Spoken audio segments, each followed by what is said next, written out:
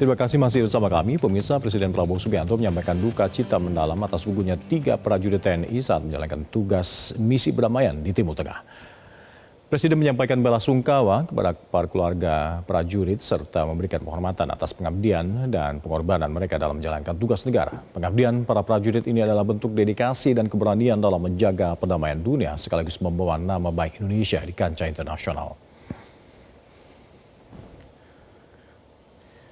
Pemerintah Indonesia melalui Kementerian Luar Negeri menuntut penyelidikan menyeluruh atas rangkaian serangan di Lebanon yang menyebabkan gugurnya personel penjaga perdamaian Indonesia yang tergabung dalam misi United Nations Interim Force in Lebanon atau UNIFIL dalam 2 hari berturut-turut. Terulangnya serangan keji terhadap personel Indonesia dalam waktu yang singkat ini adalah tindakan yang sama sekali tidak bisa diterima.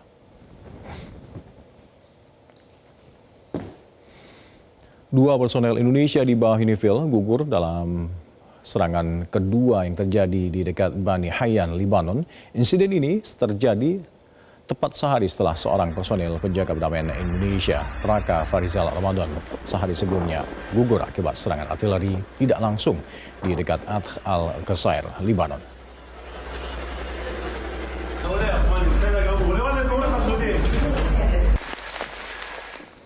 Sementara itu, Wakil Tetap Republik Indonesia untuk PBB Umar Hadi mengecam Israel dalam sidang darurat Dewan Keamanan PBB yang digelar untuk membahas peristiwa penyerangan pasukan perdamaian PBB UNIFIL di Lebanon.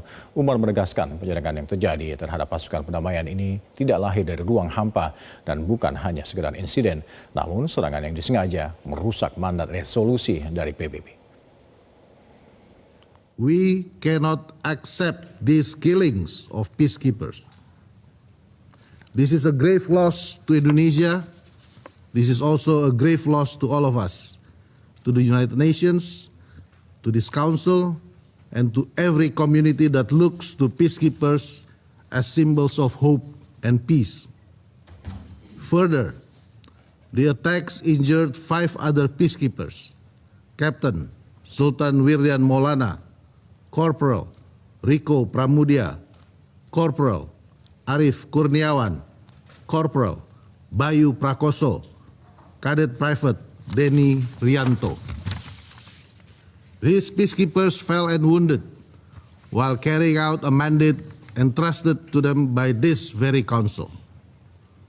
Indonesia condemns in the strongest terms these heinous attacks against those peacekeepers serving with the UNIFIL on the 29th and 30th of March 2026.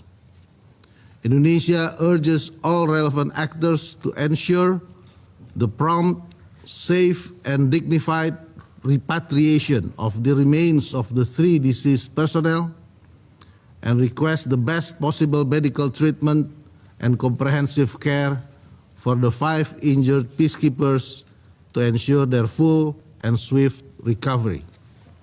Madam President, some detractors have argued that the fallen soldiers were positioned in a zone of active war. But this framing overlooks a fundamental question: who is responsible for creating and sustaining that zone of active hostilities? The current escalation did not arise in vacuum. It stems from repeated incursions by the Israeli military into the territory of Lebanon. Panglima TNI Jenderal TNI Agus Subianto memastikan prajurit TNI yang gugur saat bertugas bersama dengan pasukan perdamaian PBB UNIFIL di Lebanon akan segera dipulangkan. Ini disampaikan Panglima saat mengunjungi keluarga prajurit yang gugur, Kapten Infanteri Zulmi Aditya Iskandar di Cimahi, Jawa Barat. Panglima TNI memastikan prajurit yang gugur di Lebanon akibat serangan Israel akan diberikan hak-haknya mulai dari kenaikan pangkat luar biasa, KPLB, lalu asuransi Asabri senilai Rp350 juta hingga beasiswa sekolah untuk anak prajurit TNI yang gugur sebesar Rp30 juta. Gaji juga akan diberikan penuh 100% selama 12 bulan, serta tabungan hari tua terhitung dari yang bersangkutan bertugas di militer. Panglima menjelaskan kondisi sejumlah prajurit yang terluka akibat serangan di Lebanon saat ini dalam penanganan medis. Dan selalu memberikan foto juga. Terakhir sempat memberikan.